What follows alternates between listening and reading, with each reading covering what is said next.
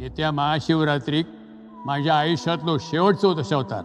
त्या दिवशीच्या रथयात्रेत मी सोंग घेऊन नाचले की माझो नवस पूर्ण झालो.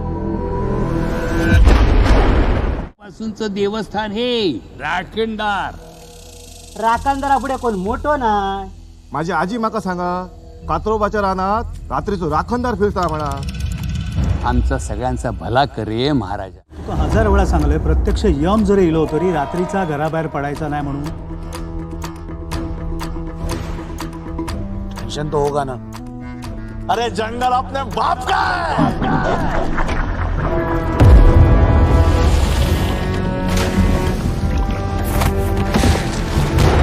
काय बेता ना एकदम खिसकीला खोपडी काय.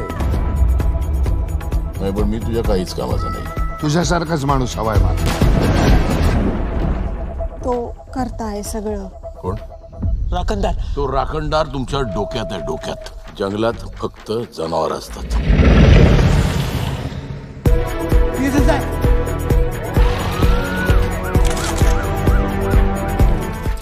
गांजी एकदा मागे लागलो ना तर सुजवल्याशिवाय थांबत नाही.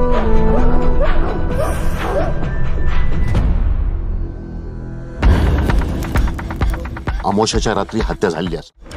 शरीर पण आपल्या बरोबरच आहे.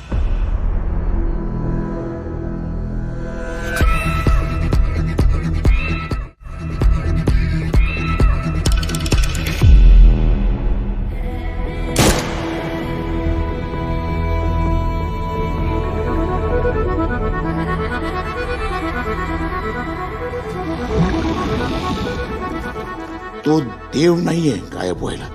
पण तो देवाचा माणूस आहे. तुम्ही जमीन बडवत बसाल आणि तो पंजा मारून निघून जाईल.